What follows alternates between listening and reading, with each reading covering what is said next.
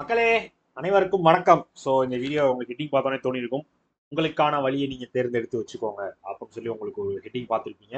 So நான் வந்து இந்த வீடியோ எதுக்காக மேக் பண்ணுறேன் அப்படின்னா, நிறைய பேர் வந்து இப்போ சார் காம்படிஷன் அதிகமாயிருச்சு. ஸோ நான் இப்போ எக்ஸாம் ப்ரிப்பேர் பண்ணுறது கரெக்டாக இருக்குமா? எனக்கு வந்து படிக்க முடியுமா? ஸோ நான் வந்து இந்த எக்ஸாம்பிள் என்னால் காம்பீட் பண்ண முடியுமா? நான் இதில் ஜெயிச்சிருவேனா வச்சிருவேனா? ஸோ இந்த மாதிரி நிறையா நிறையா நிறையா நிறையா கேள்விகளோடய இருக்கீங்க. ஸோ உங்களோட கேள்விகளுக்கெல்லாம் பதிலாக இந்த வீடியோ இருக்கும் ஓரளவுக்கு என்னால் சொல்ல முடியும். ஏன் அப்படின்னா வந்து ஓரளவுக்கு எக்ஸ்பிளைன் பண்ணணும், இந்த மாதிரி விஷயங்கள்லாம் சொல்லணுன்றதுக்காக தான் இந்த வீடியோ மேக் பண்ணியிருக்கேன். ஸோ அதற்கு முன்னாடி உங்களுக்கு ராயல் பாஸோ வீடியோ கோர்ஸோ இல்லை டெஸ்ட் சீரிஸோ தேவைப்படுதுன்னா பர்ச்சேஸ் பண்ணுற லிங்க் டிஸ்கிரிப்ஷனில் இருக்குது. வேண்டவங்க பர்ச்சேஸ் பண்ணி யூஸ் பண்ணிக்கோங்க. ஸோ அதை எப்படி பர்ச்சேஸ் பண்ணணும்னு சொல்லிடுறேன். ஸோ கூகுளில் போய் crackitjack.com சர்ச் பண்ணுங்க, உங்களோட வெப்சைட் வந்துடும். மேலே ராயல் பாஸ் இருக்கும். ஸோ இந்த ராயல் பாஸ் தான் யூஸ் பண்ணிக்கோங்க. நான் எப்பயுமே சொல்லுவேன். ஏன் அப்படின்னா 12 மந்த்ஸ் உங்களுக்கு ட்ரிபிள் நைனுக்கு வீடியோ கோர்ஸ் வந்துடும், பிடிஎஃப் கோர்ஸ் வந்துடும், மார்க் டெஸ்ட் சீரிஸ் வந்துடும், நம்ம ரிலீஸ் பண்ணுற எல்லா பண்டில் பெய்டி பிடிஎஃப் வந்துடும், கரண்ட் அஃபேர்ஸ் பிடிஎஃப் முதற்கொண்டு எல்லாமே இதில் ஆட் ஆகி வந்துடும். எல்லாத்தையுமே அக்சஸ் பண்ணிக்கிறதுக்கு உங்களுக்கு ராயல் பாஸ்னு ஒரு விஷயம் தான் போதும். இதுவும் 1 இயருக்கு வெறும் ட்ரிபிள் நைனுக்கு பேங்க் எக்ஸாமுக்கு ஒரு 999 உங்களால் 1 இயருக்கு படிக்க முடியும்னா கண்டிப்பாக ராயல் பாஸ் இருந்தால் முடியும். ஸோ அது வேணுன்றவங்க இப்போயே பர்ச்சேஸ் பண்ணி வச்சுக்கோங்க. ஸோ அதே மாதிரி நம்ம டெஸ்ட் சீரிஸும் ஆஃபர் போயிட்டு இருக்கியா. ஸோ வேணுறவங்க யூஸ் பண்ணிக்கோங்க. மார்க் டெஸ்ட் சப்ஸ்கிரிப்ஷன் 139க்கு 9 மந்த்ஸுக்கு ஆஃபர் கொடுத்துருக்கோம். வேணுறவங்க பர்ச்சேஸ் பண்ணிக்கோங்க. ஓகேவா? ஓகே மக்களே. ஸோ சரி, கதைக்கு வரும். ஸோ நம்ம வந்து இப்போ முன்னாடியே சொன்ன மாதிரி தான். ஸோ இந்த மாதிரி காம்படிஷன் ஹெவியாக இருக்குமா, நான் ப்ரிப்பேர் பண்ணலாமா, வேகன்சி கம்மியாக இருக்கேன், நான் ரெடி ஆகலாமா, ஸோ இந்த மாதிரி நிறைய டவுட்ஸ் இருக்கும். ஸோ ஃபர்ஸ்ட் வந்து நீங்கள் வந்து உங்களுக்கான ஒரு வழியை தேர்ந்தெடுங்க. நான் முதலே சொன்னீங்களா, அதுக்கு வந்து காரணம் இதுதான். ஸோ நீங்கள் வந்து இந்த எக்ஸாமுக்கு தான் போக போகிறீங்க அப்படின்னா, ஸோ அந்த வழி கொஞ்சம் கஷ்டமாக தான் இருக்கும். இல்லை ரொம்ப இப்போ நம்ம ஒரு ரூட் செலக்ட் பண்ணுறோம், அந்த ரூட் வந்து தூரமாக தான் இருக்கும். பட் வந்து நம்ம கரெக்டாக போய் சேர்ந்துடலாம். ஸோ அந்த வழியை தாண்டிட்டோம்னா நம்ம கரெக்டான ஒரு இடத்துக்கு நம்ம நினைச்ச இடத்துக்கு போய் சேர்ந்துடலாம் அப்படின்னு இருக்கப்போ, நம்ம நினைச்ச இடத்துக்கு போய் சேர்றதுக்கு சின்ன சின்ன தடங்கள்லாம் வரும், சின்ன சின்ன இடர்கள்லாம் இருக்கும். அதெல்லாம் தாண்டி தான் போகணும் அப்படின்னு இருக்கும்ல.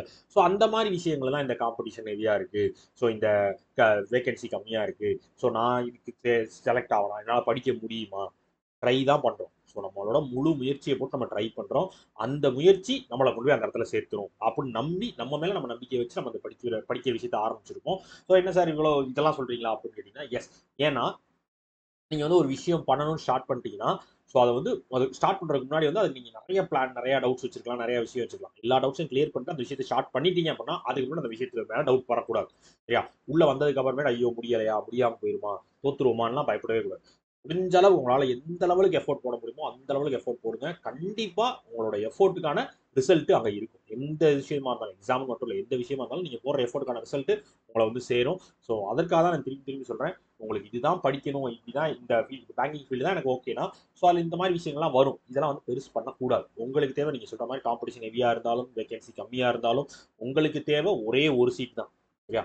300 ஆப்ஷன்ஸ் இருக்கும். சரியா? அதாவது இப்போ 300 வேகன்சி விடுறாங்க அப்படின்னா, ஸோ உங்களுக்கு 300 சான்ஸ் இருக்கு. 300 சான்ஸ்ல உங்களுக்கு தேவையானது அந்த ஒரே ஒரு சான்ஸ் தான். ஒரே ஒரு சீட் தான். ஸோ அந்த 300 சீட்ல உங்களுக்கு ஒரு சீட் கிடைக்காதா அப்படின்ற மாதிரி தான் நீங்க யோசிக்கணும். ஸோ 100 சீட்டாக இருந்தாலும் சரி, 10 இருந்தாலும் சரி, அதுக்குள்ள நம்ம வரணுன்றதை மட்டும் நீங்க யோசிங்க. அதுக்குள்ள எப்படி போக முடியாதே அப்படின்னு நினைச்சீங்கன்னா உங்களால் போக முடியாமலே போயிடும். எப்படி போறதுன்னு பிளான் பண்ணுங்க, கண்டிப்பா ஜெயிச்சிருவீங்க. ஓகேவா? ஸோ உங்களுக்கான வழியை செலக்ட் பண்ணிக்கோங்க, உங்களுக்கான வேவை பிடிச்சிக்கோங்க, அதுல போய்கிட்டே இருங்க. கண்டிப்பா நீங்க போய் சேர வேண்டிய இடத்த போய் சேர்ந்துருவீங்க. ஓகேவா? ஓகே மக்களே. புரிஞ்சவங்க புரிஞ்சுக்கோங்க, புரியாதவங்க புரிஞ்சவங்க கேட்டு தெரிஞ்சுக்கோங்க. ஓகேவா? ஓகே மக்களே, டாடா, பபாய், சி யூ.